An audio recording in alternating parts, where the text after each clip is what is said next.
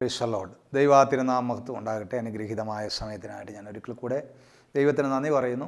വീണ്ടും ഒരിക്കൽ കൂടെ പ്രിയപ്പെട്ട ദൈവ സഹോദരങ്ങൾക്ക് വേണ്ടി ദൈവനാമ മഹത്വത്തിനായിട്ട് തിരുവെഴുത്തുകളെ പഠിക്കുവാൻ തിരുവെഴുത്തുകളെ ധ്യാനിപ്പാൻ ഒക്കെ ദൈവം തന്ന ആയുസ്സിനും ആരോഗ്യത്തിനും സന്ദർഭങ്ങൾക്കുമായിട്ട് ഞാൻ ദൈവത്തിന് നന്ദി പറയുന്നു. കഴിഞ്ഞ ആഴ്ച വരെ നമ്മൾ കൂടാരവുമായിട്ട് ബന്ധപ്പെട്ട് പ്രാകാരം, അതിൻ്റെ വിശുദ്ധ സ്ഥലം തുടങ്ങി കൂടാരത്തിൻ്റെ തിരശ്ശീലകൾ അവയൊക്കെ നമ്മൾ ചിന്തിച്ചു. നമ്മൾ ഇന്ന് ഒരു പുതിയ ഭാഗത്തേക്ക് നമ്മൾ തിരിയുകയാണ്. ഈ യാഗപീഠം എന്ന അതിലെ ഉപകരണത്തെക്കുറിച്ച് ചിന്തിപ്പാനായിട്ട് നമ്മൾ കർത്താവ് ശരണപ്പെടുകയാണ്. ഇതാണ് യാഗപീഠം. ഈ വാതിൽ കഴിഞ്ഞ്, പ്രാകാര വാതിൽ കഴിഞ്ഞ് ഒരുവൻ ഇതിനുള്ളിലേക്ക് പ്രവേശിച്ചാൽ ആദ്യം കാണുന്ന സമാഗമന കൂടാരത്തിലെ ഉപകരണമാണ് ഈ യാഗപീഠം. അപ്പോൾ ആ യാഗപീഠത്തെക്കുറിച്ച്, അതിൻ്റെ മറ്റൊരു ചിത്രമാണ് നമ്മൾ താഴെ കാണിച്ചിരിക്കുന്നത്. ആ യാഗപീഠത്തെക്കുറിച്ചാണ് ഇന്ന് നമ്മൾ ചിന്തിക്കുന്നത്. വളരെ ആധികാരികമായിട്ട് യാഗപീഠം നമ്മളോട് സംസാരിക്കുന്ന, നമ്മളോട് പറയുന്ന ഒരു സത്യമുണ്ട് വേദപുസ്തകത്തിൽ. പ്രിയപ്പെട്ടവരെ, അത് നമ്മൾ ചിന്തിക്കുന്നതിന് മുമ്പായിട്ട് ഞാൻ ഓർമ്മപ്പെടുത്തുന്നത് പോലെ, പ്രിയമുള്ളവരെ, നമ്മൾ ഈ പ്രോഗ്രാം കാണുന്നതിന് മുമ്പ് നിങ്ങൾ വളരെ ശ്രദ്ധയോടെ നിങ്ങളുടെ ഭവനത്തിലായാലും മറ്റെവിടെ ആയാലും ഏകാഗ്രമായൊരു അന്തരീക്ഷം, ശാന്തമായൊരു അന്തരീക്ഷം സൃഷ്ടിച്ചതിന് ശേഷം മാത്രം പ്രിയപ്പെട്ടവർ ഈ പ്രോഗ്രാം കാണുക. അങ്ങനൊരു അവസരം നിങ്ങൾക്കില്ലെങ്കിൽ അങ്ങനൊരു അവസരം ഉണ്ടാക്കിയെടുക്കുക. ഉണ്ടാകുന്നത് വരെയോ കാത്തിരിക്കുക. ധൃതിക്കിടയിൽ ഇത് കാണാതിരിക്കുക. ദൈവം അനുഗ്രഹിക്കട്ടെ. പ്രാർത്ഥനാപൂർവ്വം കാണുക. നമുക്ക് ഒരു നിമിഷം പ്രാർത്ഥിക്കാം. കാരുണ്യവാനായ ഞങ്ങളുടെ നല്ല ദൈവമേ, സ്വർഗീയ പിതാവേ, അനുഗ്രഹീത സമയത്തിനായിട്ട് നന്ദി പറയുന്നു. ഞങ്ങളിന്ന് ചിന്തിക്കുന്ന തിരുവെഴുത്തുകൾ ഞങ്ങളുടെ പ്രാണനും ദേഹിക്കും ആത്മാവിനും ഒരുപോലെ പ്രയോജനകരമാകുവാൻ, ഞങ്ങളെ ദൈവമായിട്ട് അടുപ്പിക്കുന്നതായി തീരുവാൻ സ്വർഗത്തിലെ ദൈവം സഹായിക്കണം. ഞങ്ങളെല്ലാം ബലപ്പെടുത്തണം. യേശുവിൻ നാമത്തിൽ പിതാവേ. അപ്പം നമ്മളിന്ന് യാഗപീഠം എന്ന സബ്ജക്റ്റിലേക്ക് വരുന്നു. ഈ യാഗപീഠത്തെപ്പറ്റി നമുക്ക് പുറപ്പാട് പുസ്തകം 27-ാം അധ്യായം 1 മുതലുള്ള ചില വാക്യങ്ങൾ വായിച്ചാട്ടെ. 27-ാം അധ്യായം, പുറപ്പാട് പുസ്തകം 27-ാം അധ്യായം 1 മുതൽ ചില വാക്യങ്ങൾ.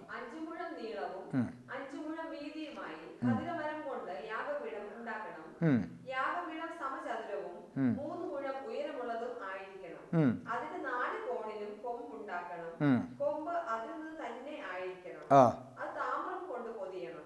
അതിന്റെ ചാരം എടുക്കേണ്ടതിന് ചട്ടികളും അതിന്റെ ചട്ടുകങ്ങളും കിണ്ണങ്ങളും മുൾക്കൊളുത്തുകളും തീ കലശങ്ങളും ഉണ്ടാക്കണം. മതി. നമുക്കിവിടെ അതിനെക്കുറിച്ച് ആധികാരികമായിട്ട് തിരുവെഴുത്തുകളെക്കുറിച്ച് പ്രിയപ്പെട്ടവർക്ക് പിന്നീട് വായിച്ച് നമുക്ക് മനസ്സിലാക്കാം. ഇവിടെ അതിൻ്റെ യാഗപീഠത്തിനെക്കുറിച്ച് ഒരു ഏകദേശ ധാരണ, ഏകദേശ രൂപം നമുക്ക് കിട്ടി. അതിൻ്റെ അളവുകളെക്കുറിച്ച് പറഞ്ഞിട്ടുണ്ട്. ഒരു സാമാന്യം ഭേദപ്പെട്ട അളവിലുള്ള ഒരു യാഗപീഠമാണ്. ഈ യാഗപീഠത്തെ എന്തുകൊണ്ടുണ്ടാക്കണമെന്നാണ് നമ്മൾ വായിക്കുന്നത്. ഖദിരമരം കൊണ്ടുണ്ടാക്കണം. നമ്മുടെ കഴിഞ്ഞ ക്ലാസ്സുകളിൽ, കഴിഞ്ഞ ദിവസങ്ങളിലുള്ള ദൈവവചന ചിന്തയിൽ നമ്മൾ പ്രാരംഭ ക്ലാസ്സിൽ തന്നെ നമ്മൾ ഖദിരമരത്തിനെക്കുറിച്ച് ചിന്തിച്ചു. ഖദിരമരം എന്തിന് നിഴലായിരിക്കുന്നു എന്ന് നമ്മൾ അപ്പോഴേ ചിന്തിച്ചു. വീണ്ടും ഒരു പക്ഷേ അത് ശ്രദ്ധിക്കാത്ത പ്രിയപ്പെട്ടവരാണെങ്കിൽ ആ ഭാഗങ്ങൾ ഇതിനു മുമ്പിലുള്ള ഭാഗങ്ങളെ നിങ്ങൾ ഒന്നുകൂടെ ശ്രദ്ധിക്കുക. എങ്കിലും ഒന്നുകൂടെ ഞാൻ പറഞ്ഞു പോകാം. ഖദിരമരം എന്ന് പറയുന്നത് മരുഭൂമിയിൽ നിൽക്കുന്ന ഒരു പാഴ്വൃക്ഷമാണ്. ഞാൻ ഓർപ്പിച്ചു, മുള്ളു നിറഞ്ഞ, ഫർണിച്ചറിന് വേണ്ടിയിട്ട് ഉപയോഗിക്കാൻ കൊള്ളരുതാത്ത, വിറകിന് വേണ്ടി ഉപയോഗിക്കുന്ന ഒരു പാഴ് വസ്തുവാണ്. വളരെ മുള്ളു നിറഞ്ഞതാണ്. അങ്ങനെയുള്ള ഈ മുള്ളു നിറയുക എന്ന് പറഞ്ഞാൽ, നമ്മൾ മുമ്പ് ചിന്തിച്ചു മുള്ള് എങ്ങനെയാണ് ഭൂമിയിൽ ഉണ്ടായതെന്ന് വെച്ചാൽ, ഉൽപ്പത്തി പുസ്തകത്തിലേക്ക് നമ്മൾ വായിച്ചാൽ ഉൽപ്പത്തി പുസ്തകത്തിൽ വളരെ വ്യക്തമായിട്ട് രേഖപ്പെടുത്തുന്നത് നിന്റെ നിമിത്തം ഭൂമി ശപിക്കപ്പെട്ടിരിക്കും, അതിൽ നിന്ന് മുള്ളും പറക്കാരിയും ഉണ്ടാകും. അപ്പോൾ മുള്ളും പറക്കാരിയും ദൈവശാപത്താൽ ആണ് ഉണ്ടായത്. അങ്ങനെയാണെങ്കിൽ ഈ ഖദിരമരം എന്ന് പറയുന്നത് ശാപത്താൽ ഉളവായ വൃക്ഷമാണ്. ആ ശപിക്കപ്പെട്ട വൃക്ഷത്തെയാണ് ദൈവം ആലയത്തിലെ ഈ കൂടാര സംബന്ധമായ തടി ഉപകരണങ്ങളായിട്ട് ഉപയോഗിക്കുന്ന എല്ലാ ഉപകരണങ്ങളിലും ദൈവം ഉപയോഗിക്കാൻ പറഞ്ഞത് ശപിക്കപ്പെട്ട വൃക്ഷത്തെയാണ്. ഞാൻ പ്രിയപ്പെട്ടവരെ ഓർപ്പിക്കുകയാണ്, അനുഗ്രഹീതമായ ദൈവം വസിക്കുന്ന ഈ ആലയം കോടിക്കണക്കിന് രൂപ വിലമതിക്കുന്ന രത്നങ്ങളാലും തങ്കങ്ങളാലും ഏകദേശം 750 കിലോയോളം തങ്കം ഇവിടെ ഉപയോഗിച്ചിട്ടുണ്ട്. കോടിക്കണക്കിന് വിലമതിക്കാൻ കഴിയാത്ത രത്നങ്ങൾ ഇവിടെ ഉപയോഗിച്ചിട്ടുണ്ട്. 12 വിധമായ രത്നങ്ങൾ ഉപയോഗിച്ചിട്ടുണ്ട്. ഇവയെല്ലാം ഉപയോഗിച്ച ഈ സ്ഥലത്ത് വിറകിന് വേണ്ടി ഉപയോഗിക്കുന്ന, തീക്ക് വേണ്ടി ഉപയോഗിക്കുന്ന മുള്ളായ ശപിക്കപ്പെട്ട ഒരു വൃക്ഷത്തെയാണ് ദൈവം തമ്പുരാൻ എടുത്ത് ആമൻ ഈ ഖദിരമരമായിട്ട് അല്ലെങ്കിൽ യാഗപീഠത്തിനും ധൂപപീഠത്തിനും തൂണിനുമൊക്കെ ഉപയോഗിക്കാൻ പറഞ്ഞത്? അതിനൊരു ആത്മീയ തലമുണ്ടെന്ന് ഞാൻ മുമ്പ് ഓർപ്പിച്ചു, ഒരിക്കൽ കൂടെ ഓർപ്പിക്കട്ടെ.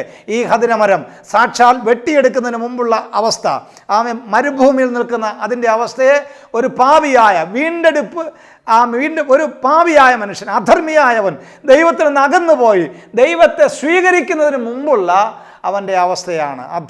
അധാർമികമായ അവസ്ഥയിൽ കിടക്കുന്നതിനെയാണ് ഈ മുള്ള് പ്രതിനിധാനം ചെയ്യുന്നത്, ഖദിരമരത്തിൻ്റേത്. എന്നാൽ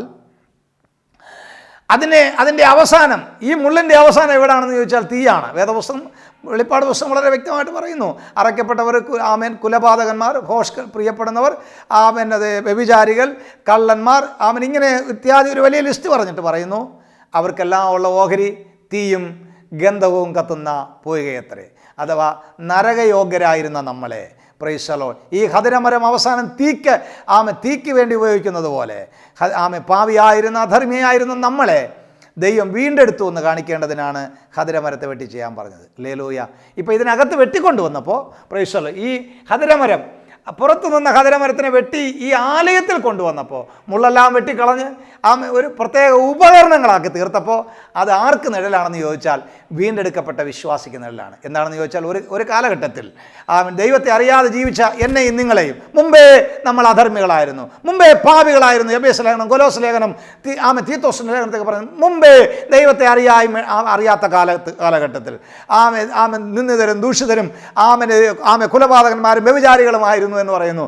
അങ്ങനെ മുമ്പേ അങ്ങനായിരുന്ന നമ്മളെ ക്രിസ്തു തൻ്റെ സ്നേഹത്താൽ തൻ്റെ ജീവനെ മറുവിലയായി തന്ന് നമ്മളെ വീണ്ടെടുത്ത് ഒരു ഉപയോഗമില്ലായിരുന്ന, എല്ലാവർക്കും വെറുക്കപ്പെട്ടിരുന്ന മനുഷ്യനെ, പ്രത്യേകാൽ ദൈവത്തിൻ്റെ ദൃഷ്ടിയിൽ അറപ്പും വെറുപ്പുമായിരുന്നു നമ്മളെ തൻ്റെ പുത്രൻ്റെ രക്തത്താൽ ജീവനെ മറുവിലയായി തന്ന് വീണ്ടെടുത്തപ്പോൾ നമ്മളെ ആലയത്തിനകത്തെ ഉപകരണങ്ങളായി, സ്വർഗരാജ്യത്തിൻ്റെ ഉപകരണങ്ങളായി, ശുശ്രൂഷകന്മാരായി, വിശ്വാസികളായി, ആലയത്തിന് പ്രയോജനപ്പെടുന്നവരായി ദൈവം നമ്മളെ മാറ്റി എന്ന് കാണിക്കുവാനാണ് ഈ ഖദിരമരത്തെ ഇവിടെ കാണിച്ചിരിക്കുന്നത്. ഹല്ലേലൂയ.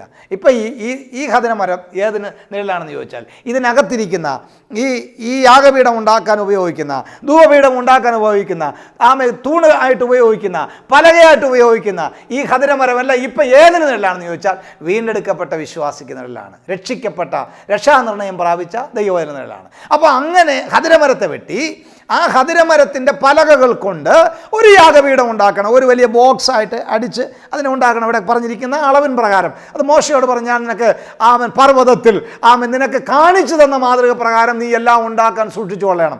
അപ്പോൾ പർവ്വതത്തിൽ വെച്ച് കാണിച്ച മാതൃക പ്രകാരം യാഗപീഠം ഉണ്ടാക്കിയിട്ട് ഒരു ബോക്സായിട്ട് ഒരു മരപ്പെട്ടി, മരം കൊണ്ടുള്ള, തടി കൊണ്ടുള്ള, ഖദിരമരത്തിൻ്റെ തടി കൊണ്ടുള്ള ഒരു പെട്ടി ഉണ്ടാക്കിയിട്ട് പിന്നെ അതിനെ എന്ത് പൊതിയണമെന്ന് ചോദിച്ചാൽ അതിനെ താമ്രം കൊണ്ട് പൊതിയണം. Praise the Lord. ഹല്ലേലൂയ.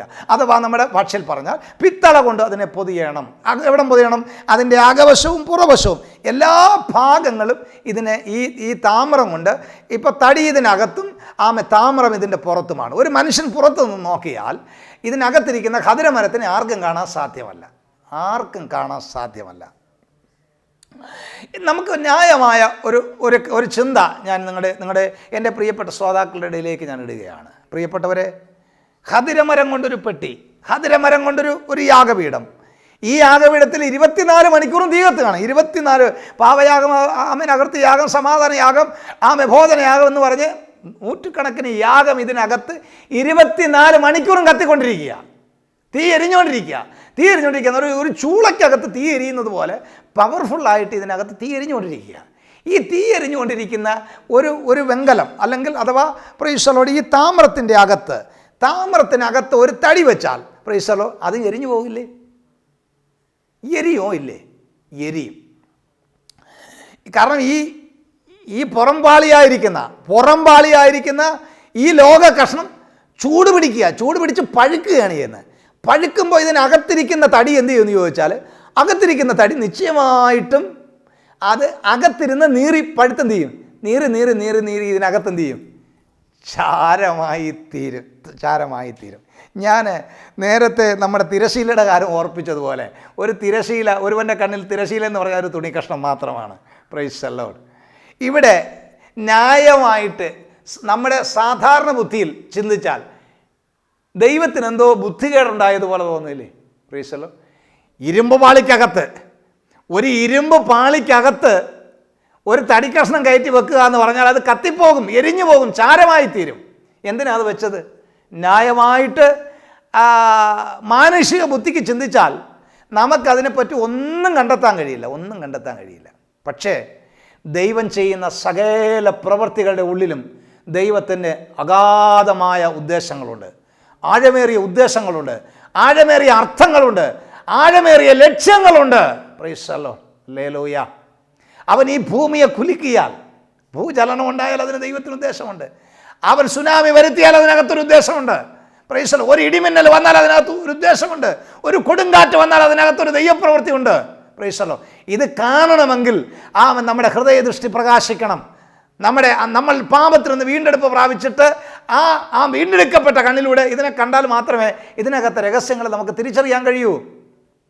നോക്കൂ, എന്തിനാണ് എന്ന് നമ്മൾ കഴിഞ്ഞ ഭാഗങ്ങളെല്ലാം ഓരോ കാര്യങ്ങളെയും നമ്മൾ ചിന്തിച്ചുറപ്പിച്ചത് കേവലം മാനുഷിക ബുദ്ധിയോ മാനുഷിക ജ്ഞാനത്തിലോ മാനുഷിക തത്വചിന്തയിലോ അല്ല, ഇതര തിരുവെഴുത്തുകളുടെ ആധാരത്തിലൂടെയാണ് നമ്മൾ അതിനെ ഉറപ്പിച്ചത്. അങ്ങനെങ്കിൽ നമ്മൾ ഈ സമാഗമന കൂടാരത്തിൻ്റെ ആരംഭം മുതൽ അവസാനം വരെയുള്ള അതിൻ്റെ എല്ലാ ഭാഗങ്ങളും ചിന്തിക്കുന്നത് തിരുവെഴുത്തുകളെ അടിസ്ഥാനമാക്കി, തിരുവെഴുത്തുകളെ കൊണ്ട് തിരുവെഴുത്തുകളെ തെളിയിപ്പിച്ച് തന്നെയാണ്.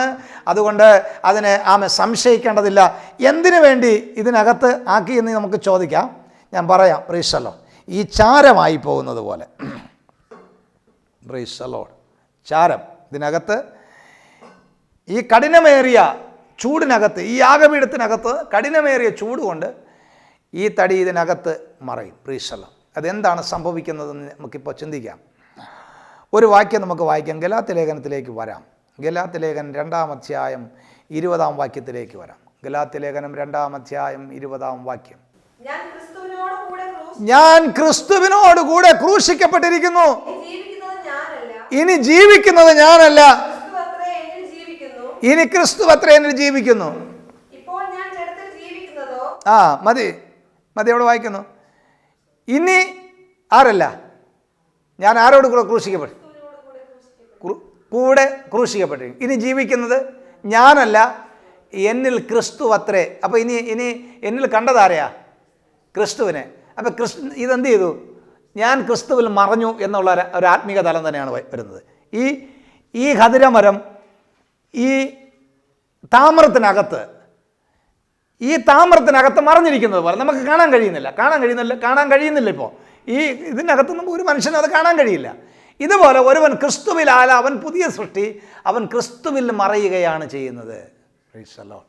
നമുക്ക് 1-2 വാക്യം കൂടെ, റോമാലേഖനം 6-ാം അധ്യായം 2-ാം വാക്യവും കൊലോസ് ലേഖനം 3-3 കൂടെ നമുക്ക് വായിച്ച് അതിനെ പൂരിപ്പിക്കാം.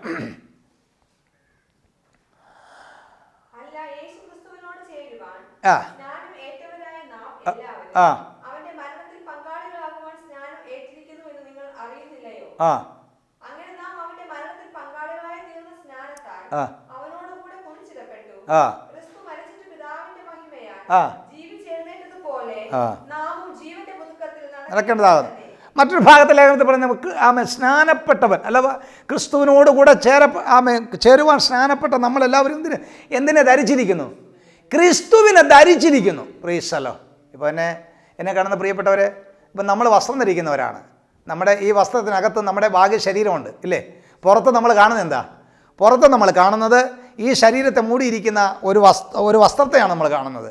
എന്നാൽ ഇതിനകത്ത് നമ്മുടെ ശരീരം ഇരിക്കുന്നത് പോലെ ക്രിസ്തുവിൽ ഇതൊരു ആത്മീക മണ്ഡലത്തിൽ നടക്കുന്ന, ആത്മീക തലത്തിൽ നടക്കുന്ന ഒരു അനുഭവമാണ്. Price the Lord. ഇത് അക്ഷരാർത്ഥത്തിൽ നമ്മുടെ കണ്ണുകൾക്ക് കാണാൻ പറ്റുന്ന, അക്ഷരാർത്ഥത്തിൽ കാണുന്നതല്ല, എന്നാൽ പ്രവൃത്തികൾ കൊണ്ട് തിരിച്ചറിയാൻ കഴിയുന്നതുമായ ഒരു ആത്മീക അവസ്ഥയാണ് ഈ ക്രിസ്തുവിൽ മറയുക എന്ന് പറയുക, ക്രിസ്തുവിനെ ധരിക്കുക എന്നൊക്കെ പറയുന്നത്. Price the Lord. ഇതിനെ കുറച്ചുകൂടെ നമുക്ക് ആഴമായിട്ട് ചിന്തിച്ചാൽ കൊലോസ് ലേഖനം 3-ാം അധ്യായം 3-ാം വാക്യം കൂടെ നമ്മുടെ ഇതിലേക്ക് കൂട്ടിച്ചേർക്കുമ്പോൾ അതിൻ്റെ ആത്മീക തലങ്ങളെ ഒന്നുകൂടെ നമുക്ക് ഗ്രഹിക്കാനായിട്ട് കഴിയും. Praise the Lord. വചനത്തെക്കുറിച്ച് ദാഹിക്കുന്ന, വചനത്തെക്കുറിച്ച് അറിയുവാൻ ആഗ്രഹിക്കുന്ന പ്രിയപ്പെട്ടവർക്ക് ഇത് പ്രയോജനകരമായി തീരും. ഒന്ന് വായിച്ചേ. കൊലോസ് ലേഖനം 3-ാം അധ്യായം 3-ാം വാക്യം. നിങ്ങൾ മരിച്ചു, നിങ്ങളുടെ ജീവൻ ദൈവത്തോടുകൂടെ ക്രിസ്തുവിൽ മറഞ്ഞിരിക്കുന്നു. നമ്മുടെ ജീവനായ ക്രിസ്തു വെളിപ്പെടുമ്പോൾ നിങ്ങളും അവനോടുകൂടെ തേജസ്സിൽ വെളിപ്പെടും. ഇത് ആരോടാ പറഞ്ഞിരിക്കുന്നത്? ഇത് ഈ മരിച്ചുപോയ കൊലോസ സഭയിൽ മരിച്ചുപോയവരോടല്ല പറഞ്ഞത്. ജീവിച്ചിരിക്കുന്ന സഹോദരന്മാരെ നോക്കിയിട്ട്, ജീവിച്ചിരിക്കുന്ന സഭയെ നോക്കിയിട്ട് ലേഖനം എഴുതുമ്പോൾ പരിശുദ്ധാത്മാവിനെ രേഖപ്പെടുത്തിയിരിക്കുകയാണ്. നിങ്ങൾ മരിച്ചിട്ട്, ഇതാണ് ഞാൻ പറഞ്ഞത്, ഇത് ഗ്രഹിക്കണമെങ്കിൽ ആത്മതലം തുറന്നു കിട്ടണം. നിങ്ങൾ മരിച്ചിട്ട് നിങ്ങളുടെ ജീവൻ എന്ത് ചെയ്തു? നമ്മുടെ ജീവൻ ക്രിസ്തു, ഇവിടെ ക്രിസ്തുവുണ്ട്, ക്രിസ്തുവിനോട് കൂടെ ദൈവത്തിൽ മറഞ്ഞിരിക്കുന്നു. ഇനി എൻ്റെ ശ്രദ്ധയിലേക്ക് പ്രിയപ്പെട്ടവർ കുറച്ചുകൂടെ ശ്രദ്ധ കൊടുക്കുക. നമ്മുടെ ജീവൻ എവിടെ നിന്നാണ് വന്നത്? Price the Lord. ആദിയിൽ മനുഷ്യനെ ദൈവം സൃഷ്ടിക്കുമ്പോൾ അവന് ജീവൻ ഇല്ലാത്തവനായിട്ട് എന്ത് ചെയ്തു? മണ്ണ് കൊണ്ട് സൃഷ്ടിച്ചു, മണ്ണിൽ നിന്ന് സൃഷ്ടിച്ചു. മണ്ണിൽ നിന്ന് സൃഷ്ടിച്ചവനെ ജീവനുള്ള ദേഹയായി തീർന്നത് എവിടെന്നാ? ദൈവം തൻ്റെ ജീവശ്വാസത്തെ അവൻ്റെ അകത്ത്. അപ്പം നോക്കണം, മനുഷ്യനിൽ വ്യാപരിക്കുന്ന ജീവൻ ദൈവത്തിൽ നിന്നുള്ളവനാണ്, ദൈവത്തിൽ നിന്നുള്ള ജീവനാണ്. Price the Lord. അപ്പം ദൈവത്തിൽ നിന്നുള്ള ജീവൻ പ്രൈസ് ദി ലോർഡ്, ദൈവത്തിൽ നിന്നുള്ള ജീവൻ അവിടെ പോയി. പാപം ചെയ്യുമ്പോൾ എന്ത് ചെയ്തു? മരിച്ചു. പാപം ചെയ്യും. ഈ മരണമെന്ന് വേദപുസ്തകത്തിൽ രേഖപ്പെടുത്തിയിരിക്കുന്ന മരണങ്ങൾ അത് വളരെ ആഴമായി പഠിക്കേണ്ടതാണ്. പാപനിമിത്തം അകത്തൊരു നിർജീവാവസ്ഥ, ദൈവവുമായിട്ടുള്ള ബന്ധത്തിൽ നിന്ന് ഒരു നിർജീവാവസ്ഥ ഉണ്ടാകുമ്പോൾ അതിനെ മരണമെന്ന് ആണ് വിളിക്കുന്ന ബൈബിൾ. ശരീരത്തിൽ നിന്നുള്ള ജീവൻ വേർപെടുന്ന അവസ്ഥയെ അതിനും മരണമെന്നാണ് ബൈബിൾ പറയുന്നത്.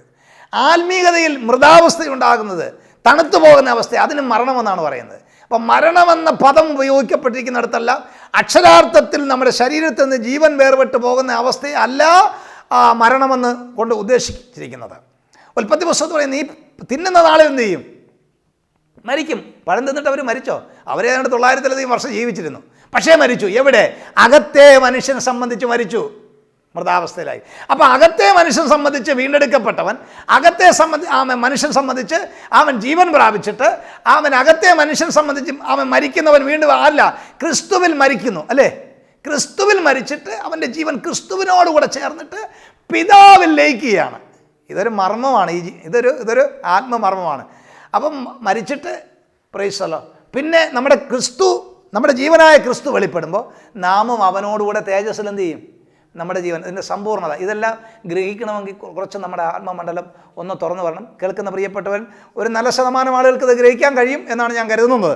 Price the Lord. എങ്കിലും ഇത് ഗ്രഹിക്കാൻ കഴിയാത്ത ആളുകളും നമ്മുടെ കൂട്ടത്തിലുണ്ടാവാം. Price the Lord. എന്നാൽ അവർ ദൈവത്തിങ്കലേക്ക് ഹൃദയപൂർവ്വമായിട്ട് നിങ്ങൾ ദൈവത്തെ അന്വേഷിച്ച് വരുമ്പോൾ ഈ തലം തുറന്നു കിട്ടും. Price the Lord. ഇത് നിങ്ങൾക്ക് ഗ്രഹിക്കാൻ കഴിയും. ആരും ഗ്രഹിപ്പിക്കേണ്ട. ഒരു ഞാൻ പറഞ്ഞ ബൈബിൾ കോളേജിൽ പോകണ്ടെന്നോ, ബൈബിൾ കോളേജിൽ തെറ്റൊന്നുമല്ല.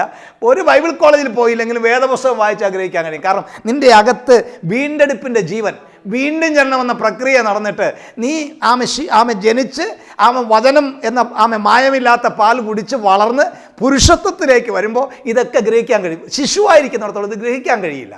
പുരുഷത്വത്തിലേക്ക് ബുദ്ധിവികാസം, ആത്മീക ബുദ്ധിയുടെ വികാസം പ്രാപിക്കുന്നതിനനുസരിച്ച് എത്ര കട്ടിയേറിയ കാര്യങ്ങളും പറഞ്ഞാൽ നിങ്ങൾക്ക് ഗ്രഹിക്കാൻ കഴിയും, വായിച്ചാൽ ഗ്രഹിക്കാൻ കഴിയും. പലരും മൃതാവസ്ഥയിൽ, വീണ്ടെടുപ്പ് പ്രാപിച്ച പലരും, വീണ്ടും ജനനം പ്രാപിച്ച പലരും ഇന്നും ശൈശവത്തിലിരിക്കുന്നത് കൊണ്ടാണ് തിരുവെഴുത്തുകളെ പലതും ഗ്രഹിക്കാൻ കഴിയാത്തത്. അത് ശുശ്രൂഷകനായാലും ശരി, വിശ്വാസികളായാലും ശരി, വായിച്ചിട്ടൊന്നും ഗ്രഹിക്കാൻ കഴിയാത്തത്, ഒന്നും മനസ്സിലാക്കാൻ കഴിയാത്തത്, പ്രസംഗം കേട്ടിട്ട് മനസ്സിലാക്കാൻ കഴിയാത്തത്, എന്തോ അരോചകമായി തോന്നുന്നെല്ലാം കാരണം ശൈശവാവസ്ഥയിലിരിക്കുന്നതുകൊണ്ട്, ശിശുക്കളായിട്ട് ഇരിക്കുന്നതുകൊണ്ടാണ്. ശിശുക്കളായിട്ട് മാറിയിട്ട് ഈ വചനമെന്ന മായമില്ലാത്ത പാൽ കുടിച്ച് ആത്മാവിൻ്റെ നദിയിൽ ആത്മാവിൻ്റെ ദാഹജലം വചനം ഭക്ഷിച്ച് ആത്മാവിൻ്റെ ദാഹജലം പാനം ചെയ്ത് വളരുന്നവൻ ക്രിസ്തുവിനോളം വളരുമ്പോൾ, നിങ്ങളുടെ ആത്മമണ്ഡലം വളരുമ്പോൾ തിരുവെഴുത്തുകൾ നിങ്ങൾക്ക് ഗ്രഹിക്കാനായിട്ട് കഴിയും. Praise the Lord.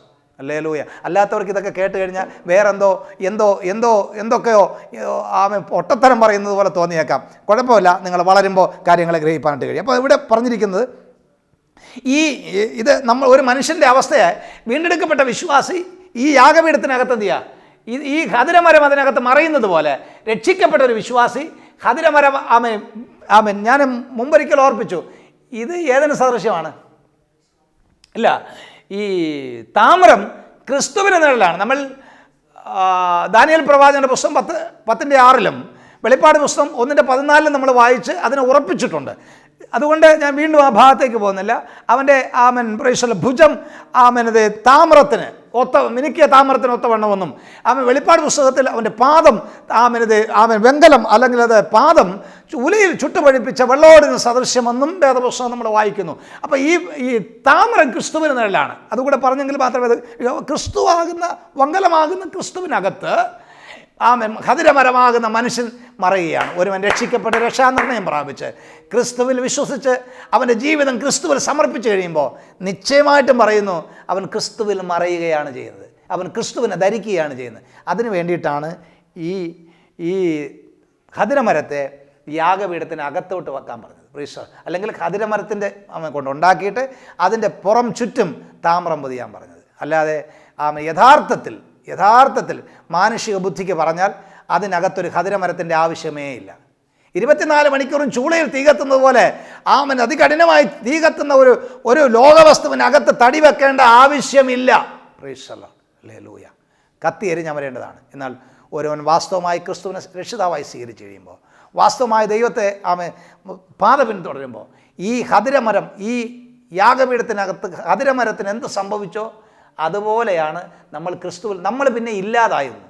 വാസ്തവത്തിൽ അതല്ലേ, നമ്മുടെ അഹങ്കാരം ഇല്ലാതാകുന്നു, നമ്മുടെ ആത്മപ്രശംസ ഇല്ലാതാകുന്നു, നമ്മുടെ എല്ലാം പ്രീശ്വരോ നമ്മുടെ മത്സരബുദ്ധികൾ ഇല്ലാതാകുന്നു.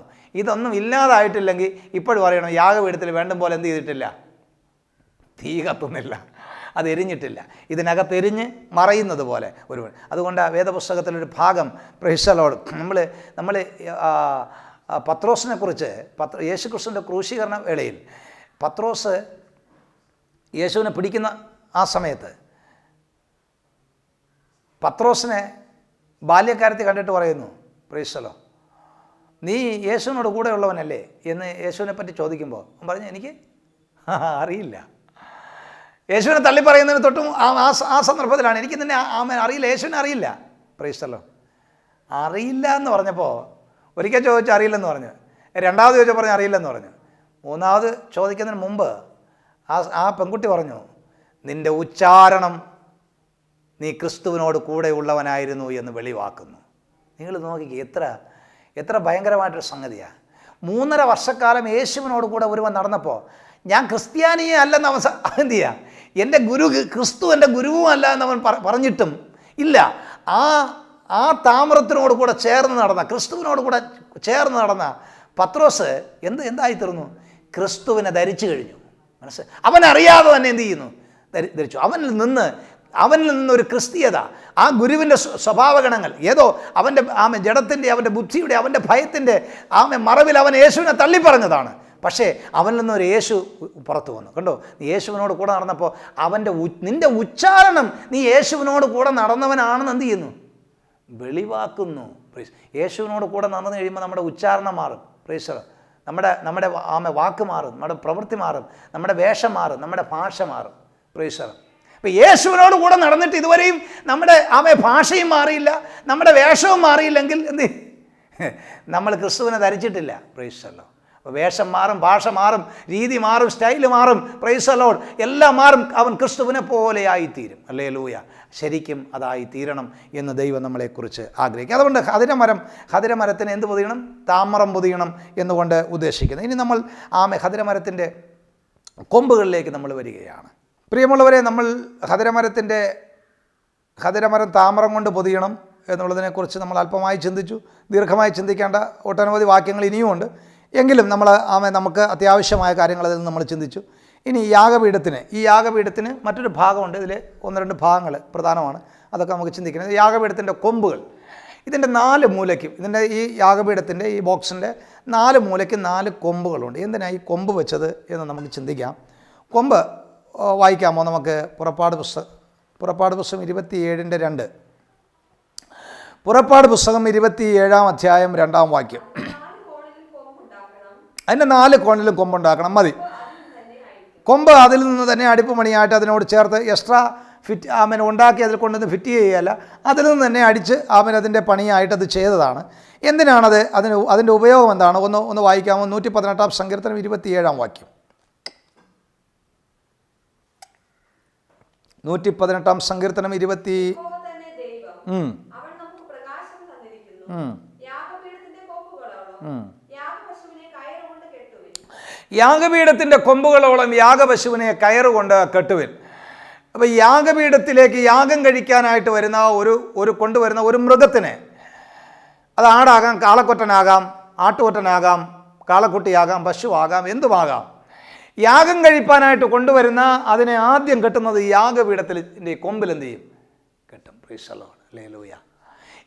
ഇത് ഒരു വേർപെട്ട അനുഭവത്തെയാണ് കാണിക്കുന്നത്. നോക്കണം, ഈ ഏതാനും മണിക്കൂറുകൾക്ക് മുമ്പ്, അല്ലെങ്കിൽ ഏതാനും ദിവസങ്ങൾക്കോ മണിക്കൂറുകൾക്കോ മുമ്പ് ഈ യാഗവസ്തുവായി വന്ന ആ മൃഗം മറ്റു മൃഗങ്ങളോടൊപ്പം ആമ കെട്ടപ്പെട്ടതായിരുന്നു. മറ്റു മൃഗങ്ങളോടൊപ്പം ആർത്തുല്ലസിച്ച് ഈ പ്രകൃതിയുടെ ഭംഗി ആസ്വദിച്ച് ഈ പ്രകൃതിയെ മുഴുവൻ അനുഭവിച്ച് ജീവിച്ച ഒരു മൃഗത്തെ ഇപ്പോൾ യാഗപീഠത്തിൻ്റെ കൊമ്പിൽ കെട്ടിയിട്ടിരിക്കുക.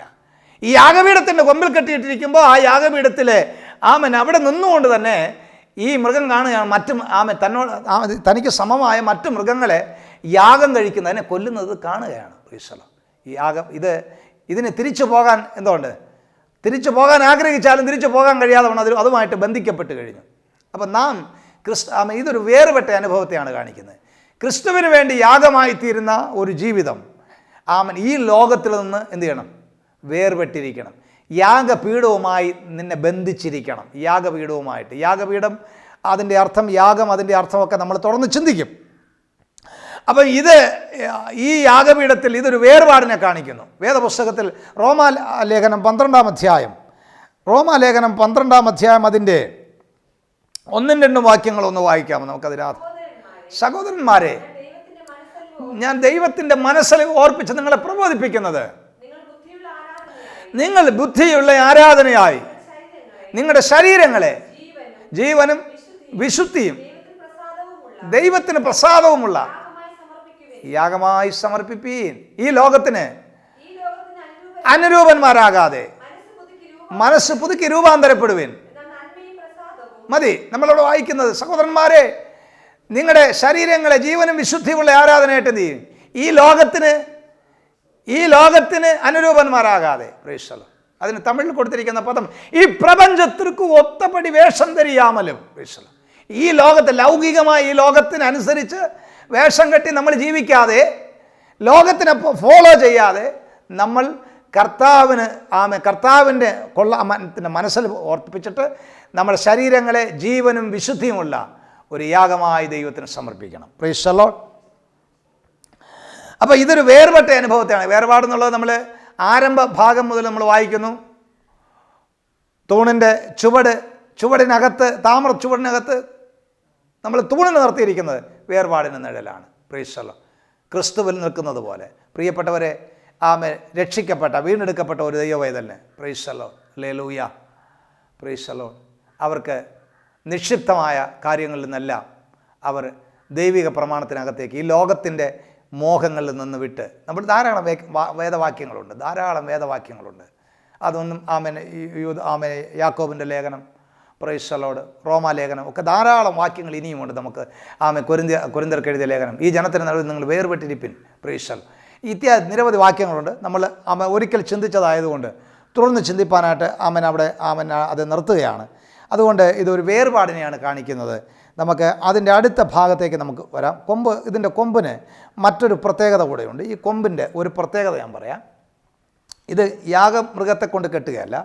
ഈ കൊമ്പിൽ ഒരു പാപിയായ മനുഷ്യൻ, അബദ്ധവശാൽ പാപം ചെയ്ത ഒരുവന്, അവൻ്റെ എതിരാളി, അവൻ്റെ ശത്രു, അവൻ്റെ പ്രതിയോഗി അവനെ കൊല്ലാൻ അന്വേഷിച്ച് അവനെ പിന്തുടർന്നാൽ അവൻ ഓടി വന്ന് ഈ യാഗപീഠത്തിൻ്റെ കൊമ്പിൽ പിടിക്കാം. ഈ യാഗപീഠത്തിൻ്റെ കൊമ്പിൽ പിടിച്ചു കഴിഞ്ഞാൽ പിന്നെ അവനെ കൊല്ലുവാനായിട്ടൊന്നില്ല, പ്രതിയോഗിക്ക് അവനെ തൊടാൻ അവകാശമില്ല, അധികാരമില്ല. അങ്ങനെ ഒരു വ്യവസ്ഥ അന്ന് ദൈവം വച്ചിരുന്നു. അത് എന്തിനെ കാണിക്കുമെന്ന് വെച്ചാൽ, അപ്പോൾ ഈ കൊമ്പ് ഒരഭയസ്ഥാനമാണ്. യാഗപീഠത്തിൻ്റെ കൊമ്പ് ഈ ലോകത്തിലെ ഒരു മനുഷ്യനെ സംബന്ധിച്ചിടത്തോളം അവന് അഭയസ്ഥാനമാണ്. Price the Lord. നമുക്കൊന്ന് വായിക്കാം. കൊരിന്ത്യർ രാജാക്കളുടെ പുസ്തകം 1 രാജാക്കൾ 1:50 വാക്യം. ഇതൊരഭയവും സ്ഥാനമാണ്. വായിച്ചോട്ടെ. രാജാക്കളുടെ പുസ്തകം 1 രാജാക്കൾ 1:50. അദോനിയാവും ശലോമോനെ പേടിച്ചെന്ന് യാഗപീഠത്തിന്റെ കൊമ്പുകളെ പിടിച്ചു. അദോനിയാവ് ശലോമോൻ രാജാവിനെ പേടിക്കുന്നു. ശലോമോൻ രാജാവ് അടിയനെ വാൾ കൊണ്ട് കൊല്ലുകയില്ല എന്ന് ഇന്ന് എന്നോട് സത്യം ചെയ്യട്ടെ എന്ന് പറഞ്ഞു. Price the Lord. അപ്പോൾ ഇതിൻ്റെ ഒരു പ്രത്യേകത എന്താണെന്ന് ചോദിച്ചാൽ, ഒരു മനുഷ്യൻ അബദ്ധവശാൽ പാപം ചെയ്താൽ 2 സുപ്രധാനമായ കാര്യങ്ങൾ അന്ന് നൽകിയിരുന്നു. സങ്കേത നഗരമെന്ന് പറയുന്ന ഒരു പട്ടണം ഇങ്ങനെയുള്ള ആളുകൾക്ക് വേണ്ടി സൃഷ്ടിച്ചിരുന്നു. ഒന്നുകിൽ ആ പട്ടണത്തിനകത്ത് പോയി ഓടി അഭയം പ്രാപിക്കാം, ഇല്ലെങ്കിൽ ഈ യാഗപീഠത്തിൽ വന്ന് അഭയം പ്രാപിക്കാം. യാഗപീഠത്തിൽ വന്ന് യാഗപീഠത്തിൻ്റെ കൊമ്പിൽ ഒരുവൻ ഇപ്പം ഞാനൊരു അബദ്ധവശാൽ ഒരു പാപം ചെയ്തു, ഒരു തെറ്റ് ചെയ്തു, ഒരുവനെ അബദ്ധവശാൽ കരുതിക്കൂട്ടിയല്ല, കുറ്റം ചെയ്തു വന്നിരിക്കട്ടെ, ഒരുവനെ കൊന്നു വന്നിരിക്കട്ടെ, എൻ്റെ പ്രതിയോഗി, എൻ്റെ എതിരാളി എന്നെ കൊല്ലാനായിട്ട് ഓടിക്കുകയാണ്, എന്നെ കൊല്ലാനായിട്ട് വരികയാണ്, ഞാൻ ഓടുകയാണ്. ഓടി ഓടി ഓടി ഓടി ഓടി ഓടി ഓടി വന്ന് ഈ യാഗപീഠത്തിൻ്റെ കൊമ്പിൽ പിടിച്ചാൽ എൻ്റെ തൊട്ട് പുറകിൽ വരെ എത്തുന്ന പ്രതിയോഗിക്ക് എന്നെ തൊടുവാൻ അധികാരമില്ല. പ്രീഷുള്ളൂ എന്നതായിരുന്നു പഴയ നിയമത്തിലെ വേദപുസ്തകം. പലപ്പോഴും മനുഷ്യനെ നമ്മുടെ പ്രതിയോഗിയായ പിശാച്, വേദപുസ്തകം നമ്മുടെ പ്രതിയോഗിയായ മനുഷ്യരെ നമ്മുടെ പ്രതിയോഗിയായിട്ട് വേദപുസ്തകം നമ്മളെ കാണിക്കുന്നില്ല. പ്രതിയോഗിയായ പിശാച് പലപ്പോഴും മനുഷ്യനെ പല പ്രതിസന്ധികളുടെ അകത്ത്, പല മാരക രോഗങ്ങളിൽ, മാരകമായ അപകടങ്ങളിൽ, മാരകമായ പല പ്രതിസന്ധികളിലും മാരകമായ ചില തകർച്ചകളിൽ അകപ്പെടുത്തുന്നത് പലപ്പോഴും നമ്മളെ പിന്തുടർന്ന് തകർക്കുന്നത് നമ്മളിലുള്ള പാപങ്ങളത്രേ. പ്രൈസല്ലോ. എന്നാൽ അവൻ പിന്തുടർന്ന് വരുമ്പോൾ, പ്രൈസല്ലോ, വേദപുസ്തകം ഒരു വാക്യം വായിക്കുമ്പോൾ 1 യോഹന്നാൻ 3:8, യോഹന്നാൻ്റെ 1-ാം ലേഖനം 3-ാം അധ്യായം 8-ാം വാക്യം കൂടെ ഒന്ന് വായിക്കാമോ?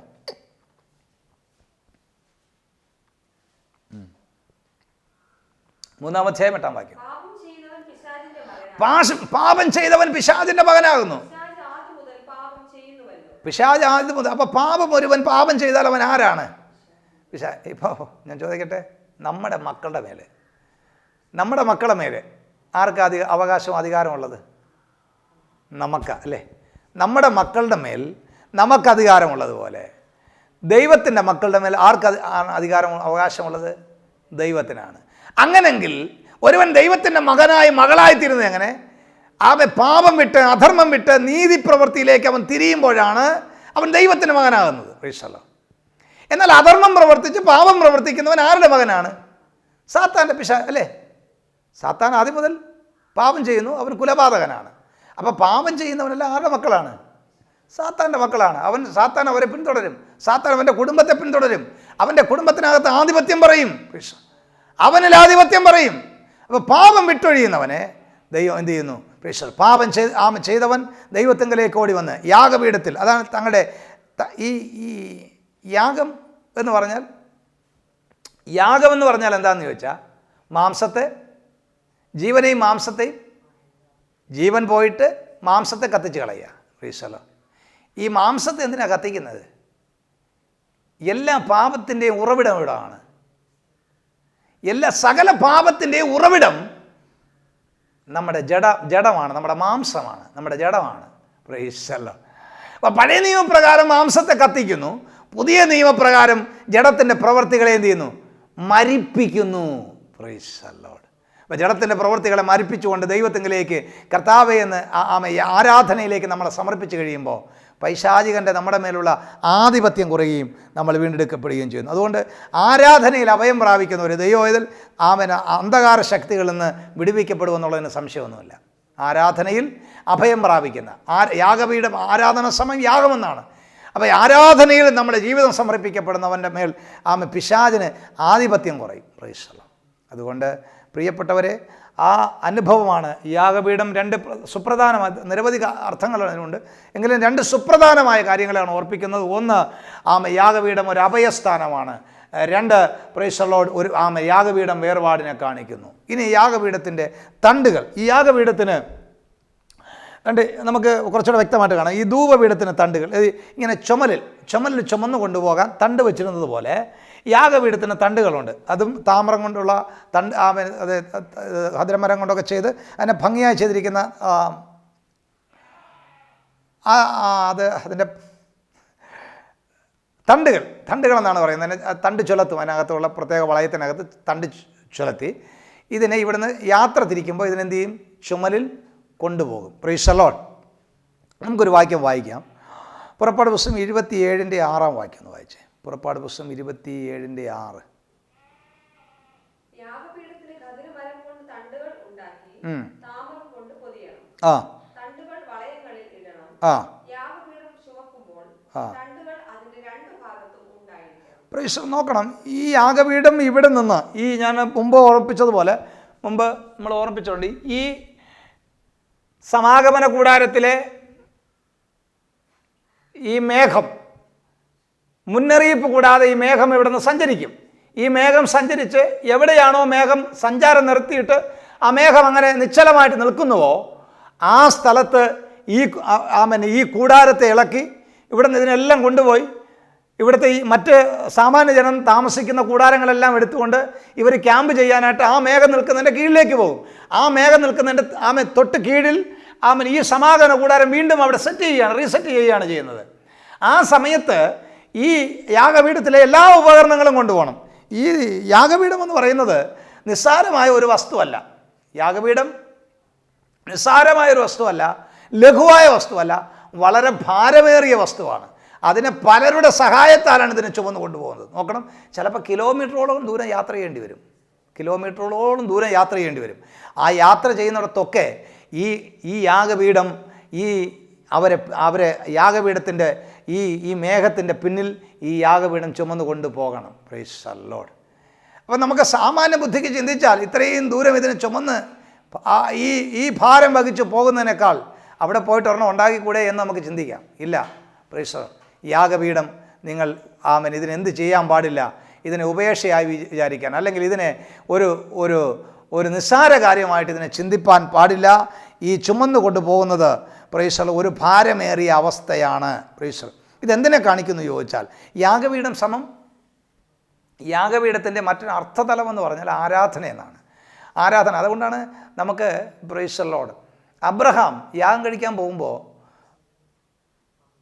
മൊറിയാമലയുടെ കീഴിലെത്തുമ്പോൾ പ്രൈസ് ദി ലോർഡ് അബ്രഹാം പറഞ്ഞൊരു പദമുണ്ട്, ബാല്യക്കാരും കഴുതകളും ഇവിടെ നിൽക്കട്ടെ, ഞങ്ങൾ അവിടത്തോളം പോയിട്ട് എന്ത് ചെയ്താൽ ആരാധന കഴിച്ച് മടങ്ങി വരാം. അപ്പം യാഗം സമം ആരാധന എന്നാണ്. ദൈവത്തിന് കൊടുക്കുന്ന മഹത്വമാണ്, ദൈവത്തെ സേവിക്കുന്നതിൻ്റെ ഒരു അടയാളമാണ് ആരാധന. അപ്പോൾ ഈ യാഗപീഠം എന്തിനു നിഴലായി വരുന്നു എന്ന് ചോദിച്ചാൽ ആരാധനയ്ക്ക് നിഴലാണ്. അപ്പോൾ യാഗപീഠത്തിലെ താമരം ക്രിസ്തുവാണ്. അപ്പോൾ നമ്മൾ ആരാധനയെ ഒരു വീണ്ടെടുക്കപ്പെട്ട ഒരു വിശ്വാസി, വീണ്ടെടുക്കപ്പെട്ട ഒരു ദൈവവൈതൽ, വിശ്വാസി എന്ന പദം കൊണ്ട് അവിടെ അവസാനിക്കുന്നില്ല, വീണ്ടെടുപ്പ് പ്രാപിച്ച സകലർക്കും ആരാധന ഒരു ഭാരമേറിയ വസ്തുവാണ്. അതുകൊണ്ട് നമുക്കതിനെ ഉപേക്ഷയായി വിചാരിപ്പാൻ എന്തില്ല, വ്യവസ്ഥ ദൈവം നൽകപ്പെട്ടിട്ടില്ല. Praise the Lord. ഹല്ലേലൂയ. ആരാധന ഞാൻ ഓർപ്പിച്ചതുപോലെ പ്രിയപ്പെട്ടവരെ, ഇതിനെ തോളിൽ വഹിച്ചു കൊണ്ടുപോകണം. Praise the Lord. തോളിൽ വഹിക്കുക എന്ന് പറഞ്ഞാൽ നമ്മുടെയൊക്കെ നാട്ടിൽ ഇപ്പോഴും ചില സൗകര്യക്കുറവുള്ള സ്ഥലങ്ങളിൽ നമ്മൾ കണ്ടിരിക്കും, വലിയ വൻമരങ്ങളെയൊക്കെ മുറിച്ച് ഇട്ടതിന് ശേഷം ചില പ്രിയപ്പെട്ടവർ തോളിൽ അത് കയറിട്ട് തോളിലൊരു കമ്പിട്ട് ആ തടിയുടെ ആ വലിയ കമ്പിൻ്റെ അഗ്രഭാഗങ്ങളിൽ അപ്പുറത്തും ഇപ്പുറത്തുമായിട്ട് 3-4 പേര് ചേർന്ന് നിന്നാണ് അതിനെ ചുമന്നുകൊണ്ട് പോകുന്നത്. അതൊരു നിസ്സാരമായ കാര്യമല്ല, അത് വളരെ വളരെ പ്രയാസകരമേറിയ ഒരു അനുഭവമാണ്, കഷ്ടപ്പാടുള്ള ഒരു പ്രവൃത്തിയാണ്. അതുപോലെ തന്നെ ഈ ഭാരമേറിയ വസ്തുവിനെ മുമ്പിലുമായിട്ട് തണ്ട് ചുലത്തി ആ തണ്ട് തോളിൽ വെച്ച് ഒരു ഭാഗത്ത് തന്നെ 2-3 പേർ ചേർന്ന് ഏകദേശം നിരവധി ആളുകൾ ചേർന്നാണ് ഈ യാഗപീഠത്തെ ചുമന്ന് കിലോമീറ്ററോളം ദൂരം കൊണ്ടെത്തിക്കുന്നത്. Price the Lord. ഇതിനകത്തുനിന്ന് ഒരു എന്തിനാ? ആരാധന കഴിക്കാൻ, ഇല്ലേ?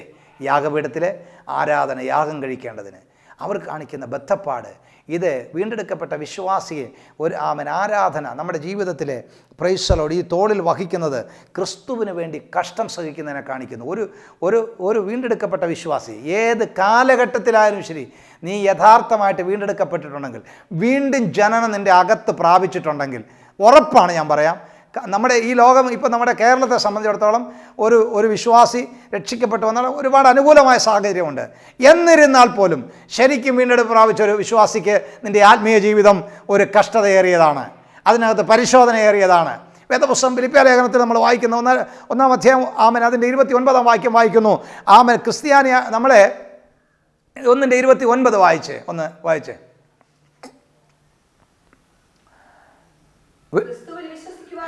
ക്രിസ്തുവിൽ വിശ്വസിക്കുവാൻ മാത്രമല്ല വേണ്ടി കഷ്ടമനുഭവിപ്പാനും കൂടെ അവന് വേണ്ടി കഷ്ടം അനുഭവിപ്പാനും കൂടെ നമുക്ക് എന്താ ലഭിച്ചിരിക്കുന്നു? വരം നൽകിയിരിക്കുന്നു. ഇവിടെ നമ്മുടെ ആളുകൾക്ക്, രക്ഷിക്കപ്പെട്ട് വന്നവർക്കും ശുശ്രൂഷകന്മാർക്കും വിശ്വാസികൾക്കും എല്ലാം ഇവിടെ വലിയ വരങ്ങളൊക്കെ കിട്ടിയെന്ന് പറഞ്ഞാൽ ഭയങ്കര സന്തോഷമാണ്, ഭയങ്കരമാണ്. കൃപാവരങ്ങൾ, പ്രൈസുള്ള ആൾക്കാരെ പ്രൈസുള്ള വളരെ ത്യാഗം സഹിച്ച് ഉപവസിച്ചും പ്രാർത്ഥിച്ചുമൊക്കെയാണ് വരങ്ങൾ. രോഗശാന്തി വരമാകട്ടെ, പ്രവചനപരമാകട്ടെ, വെളിപ്പാടാകട്ടെ, വ്യാഖ്യാനപരമാകട്ടെ, അന്യഭാഷകളുടെ വിവിധ ഭാഷാവരങ്ങളാകട്ടെ, ഇവയൊക്കെ പ്രാപിക്കാൻ വേണ്ടിയിട്ട് ആളുകൾ ഇതൊക്കെ ലഭിച്ചാൽ ഭയങ്കര സന്തോഷമാണ്. എന്നാൽ ദൈവം പറയുന്നു, അതിനോടൊപ്പം നമുക്ക് നൽകപ്പെട്ടിരിക്കുന്ന നമ്മൾ ചോദിക്കാതെയും പ്രാർത്ഥിക്കാതെയും കൂടെ കിട്ടുന്ന ഒരു വരമുണ്ട്. പ്രൈസ് ദി ലോർഡ്, കഷ്ടം സഹിപ്പാനുള്ള വരം. ഹല്ലേലൂയ. തോളിൽ ആരാധനക്കാരനെ സംബന്ധിച്ചിടത്തോളം ഈ ആരാധന, ഈ യാഗപീഠം ചുമന്ന് കഷ്ടപ്പാടോടുകൂടെ ചുമന്ന് മുമ്പോട്ട് പോകുന്നത് പോലെ ഒരു വിശ്വാസിയെ, ഒരു ശുശ്രൂഷകനെ ശരിക്കും അകത്ത് വീണ്ടും ജന്മം പ്രാപിച്ച രക്ഷിക്കപ്പെട്ട ഒരു വിശ്വാസിക്ക് ഏത് അനുകൂല സാഹചര്യത്തിൻ്റെ അകത്തും അവൻ മാത്രം അറിയുന്ന, അവൻ മാത്രം അനുഭവിക്കുന്ന ഒരു കഷ്ടതയുണ്ട്. Price the Lord. അല്ലേ?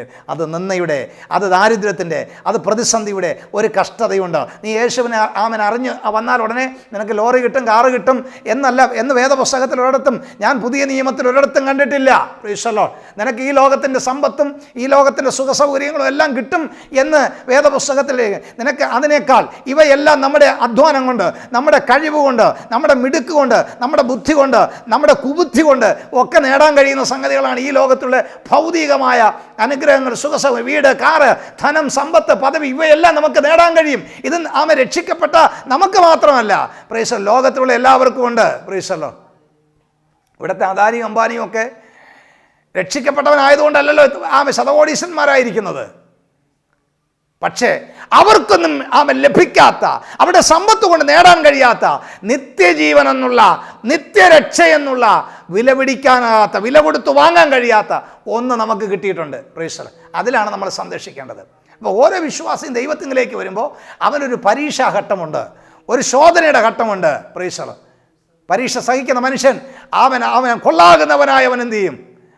അവൻ തെളിഞ്ഞ് അവൻ തികവുള്ളവനായിട്ട് തീരും. അപ്പോൾ പരീക്ഷയില്ലാതെ ക്രൈസ്തവ ജീവിതത്തിനകത്ത് നീ തികവുള്ളവളായി തീരാൻ കഴിയില്ല. അപ്പോൾ വേദപുസ്തകം പറയുന്നു, ക്രിസ്തുവിൽ വിശ്വസിപ്പാൻ മാത്രമല്ല അവനോടുകൂടെ കഷ്ടം സഹിപ്പാൻ നമുക്ക് എന്ത് ചെയ്തിരിക്കുന്നു? വരം നൽകിയിരിക്കുന്നു. പത്രോസിന്റെ ലേഖനത്തിലൊക്കെ നമ്മൾ വായിച്ചാൽ അതിനെക്കുറിച്ച് ധാരാളമായിട്ട് നമുക്ക് കാണാനായിട്ട് കഴിയും. ഞാനെങ്കിലും ആ ഭാഗം അവിടെ നിർത്തിയിട്ട് അതിലെ തന്നെ ആ തണ്ടുകൾ എന്നുള്ളതിൽ തന്നെ മറ്റൊരു ഭാഗത്തേക്ക് നമുക്ക് നമ്മുടെ ചിന്തയെ കൊണ്ടുപോകുവാൻ കർത്താവിൽ ശരണപ്പെടാം. Praise the Lord. ഹല്ലേലൂയ. യാഗപീഠം എന്നുള്ളത് ഞാൻ ഓർപ്പിച്ചതുപോലെ ഭാരമുള്ള വസ്തുവാണ്. യാഗപീഠത്തിൻ്റെ അർത്ഥം ആരാധന എന്നുമാണ്. അപ്പം അങ്ങനെയെങ്കിൽ യാഗപീഠം ഭാരമുള്ള വസ്തുവാണ്, അത് കഷ്ടപ്പാടിനെ കാണിക്കുന്നു, ത്യാഗത്തെ കാണിക്കുന്നു എന്ന് നമ്മൾ ചിന്തിച്ചു. അപ്പോൾ തന്നെ മറ്റൊരു ഭാഗം കൂടെ നമുക്കവിടെ ചിന്തിക്കേണ്ടതുണ്ട്. ഈ ഭാരമുള്ള വസ്തുവായതുകൊണ്ട് നമുക്കിതിൽ ആരാധനയെ വഴിയിൽ ഉപേക്ഷിച്ച് പോകാൻ വ്യവസ്ഥയില്ല. Price the Lord. ഭാരമുള്ള വസ്തുവാണ്, അതുകൊണ്ടൊരു കാര്യം ചെയ്യാം, നമുക്കവിടെ പോയി വേറൊരു യാഗപീഠം പണിയാം എന്ന വ്യവസ്ഥ ദൈവം കൊടുത്തില്ല.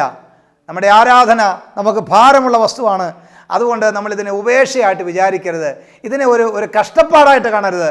ഇത് കഷ്ടപ്പാടായിട്ട് കാണാൻ, കഷ്ടതയുടെ നടുവിലും ഇതിനെ മഹത്വകരമായിട്ട് കാണാൻ, കഷ്ടതയുടെ നടുവിൽ ഇത് സന്തോഷമെന്ന് എണ്ണുവാൻ കഴിഞ്ഞാൽ ഇതിനകത്തൊരു അനുഗ്രഹമുണ്ട്. അത് നമുക്ക് ചിന്തിക്കാം. എബ്രായ ലേഖനം 10-ാം അധ്യായം 24-25 വാക്യങ്ങളൊന്ന് വായിച്ച്. എബ്രായ ലേഖനം 10-ാം അധ്യായം 24-25 വാക്യങ്ങൾ. നമ്മുടെ സഭായോഗങ്ങളെ ഉപേക്ഷിക്കാതെ തമ്മിൽ പ്രബോധിപ്പിച്ചുകൊണ്ട് സ്നേഹത്തിനും സൽപ്രവൃത്തികൾക്കും ഉത്സാഹം വർദ്ധിപ്പിക്കുവാൻ അന്യോന്യം സൂക്ഷിച്ചുകൊള്ളുക. മതി. നമ്മുടെ സഭായോഗങ്ങളെ എന്ത് ചെയ്യരുത്? ഉപേക്ഷിക്കരുത്. ചിലർ സഭായോഗങ്ങളെ ഉപേക്ഷിക്കുന്നു. ഇത് 1-ാം നൂറ്റാണ്ട് സഭയിലൊക്കെയകത്തുണ്ടായിരുന്ന സംഗതിയാണ്. അപ്പോൾ സഭായോഗങ്ങളെ എന്ത് ചെയ്യരുത്? ഉപേക്ഷയായിട്ട്, നിസ്സാരമായിട്ട് വിചാരിക്കരുത്. ചിലരെല്ലാം സഭായോഗങ്ങളെ അലക്ഷ്യമാക്കുന്നവരുണ്ട്, സഭായോഗങ്ങളെ നിസ്സാരമായി കാണുന്നവരുണ്ട്, സഭായോഗത്തിന് ഒരു കൃത്യതയില്ലാതെ, ഒരു കൃത്യനിഷ്ഠയില്ലാതെ വരുന്നവരുണ്ട്, കൃത്യനിഷ്ഠയില്ലാതെ ഇറങ്ങിപ്പോകുന്നവരുണ്ട്. Praise the Lord. ദൈവത്തെ നിന്ദിക്കരുത്. Price the Lord. പ്രിയപ്പെട്ടവരെ, എത്ര ആത്മീയ സഭ കൂട്ടായ്മകൾ ഞാൻ പലയിടത്തായിട്ട് കണ്ടിട്ടുണ്ട്. Price the Lord. ചിലർ സ്ഥിരം ഒരു ആരാധനയുടെ അവർ വീട്ടിൽ ചുമ്മാതിരുന്നാലും യാതൊരു അവർ സ്വതന്ത്രമായി വീട്ടിലിരുന്നാലും ശരി, ആരാധനയുടെ ഒരു പകുതി, ആ കൂട്ടായ്മയുടെ ഒരു പകുതിയൊക്കെ ആകാതെ, ആ ഒരു പാട്ടൊക്കെ തീരാതെ, പ്രൈസറിലിരിക്കില്ല. ചിലർ ആമേൻ വരും, പാട്ട് തീരും, സ്തോത്ര കാഴ്ചയിടും, പോകും. അത് ചിലരുടെ സ്വഭാവമാണ്. ദൈവോധനം അവനുള്ളതല്ല. കാരണം അവന് ദൈവോധനം ഉൾക്കൊള്ളാനോ അംഗീകരിക്കാനോ അനുസരിക്കാനോ മനസ്സില്ല. ദൈവോധനം ഒരു കയ്പായിട്ട് തോന്നുന്നു, അതുകൊണ്ട് ഇറങ്ങിപ്പോകുന്നു. ചിലർ സ്ഥിരമായിട്ട് ആരാധനയുടെ നടുവിൽ നിന്ന് അവരുടെ സ്വന്തം കാര്യങ്ങൾക്ക് വേണ്ടി ഇറങ്ങിപ്പോകുന്നവർ ധാരാളമുണ്ട്. ഒരു കാര്യം ഞാൻ ഓർപ്പിക്കാം, നിങ്ങൾ ചെയ്യുന്നത് നിങ്ങളെ വീണ്ടെടുത്ത ദൈവത്തെ നിന്ദിക്കുകയാണ്. Price the Lord. പ്രിയപ്പെട്ടവരെ, ഇത് ഞാനല്ല പറയുന്നത്, വിശുദ്ധ വേദപുസ്തകം പറയുന്നു. Price the Lord. ഒരു വാക്യം നിങ്ങൾ വായിച്ചാൽ അതിൻ്റെ ആധികാരികത നമുക്ക് മനസ്സിലാക്കാൻ കഴിയും. യെശയ്യാ പ്രവാചകൻ്റെ പുസ്തകം 58-ാം അധ്യായം 13-14 വാക്യങ്ങൾ. യെശയ്യാ പ്രവാചകൻ്റെ പുസ്തകം 58-ാം അധ്യായം 13-14 വാക്യങ്ങൾ. എത്ര മനോഹരമായിട്ട് പറഞ്ഞിരിക്കുന്നു, എത്ര തെളിവായിട്ട് പറഞ്ഞിരിക്കുന്നു. നീ എൻ്റെ വിശുദ്ധ ദിവസത്തിൽ നിന്റെ കാര്യാദികൾ നോക്കാതെ, ശബത്തിൽ എന്ന് പറഞ്ഞാൽ ആരാധനയുടെ നാളിൽ, കൂട്ടായ്മയുടെ നാളിൽ, സഭായോഗത്തിൻ്റെ നാളിൽ, ആ സമയത്തിൽ നിന്റെ കാലിനെ അടക്കി വെച്ച്, ശബത്തിനെ അഥവാ ദൈവിക ആരാധന, ആത്മീക കൂട്ടായ്മ ഒരു സന്തോഷമെന്നും യഹോവയുടെ വിശുദ്ധ ദിവസത്തെ ബഹുമാന യോഗ്യമെന്ന് പറയുകയും, നിന്റെ ജോലിക്ക് പോവുകയോ നിന്റെ കാര്യാദികൾ നോക്കുകയോ വ്യർത്ഥ സംസാരത്തിൽ നേരം പോക്കുകയോ ചെയ്യാതെ അതിനെ ബഹുമാനിക്കുകയും ചെയ്യുമെങ്കിൽ നീ യഹോവയിൽ പ്രമോദിക്കും. ഞാൻ നിന്നെ ദേശത്തിലെ ഉന്നതങ്ങളിൽ വാഹനമേറ്റി ഓടുമാറാക്കും.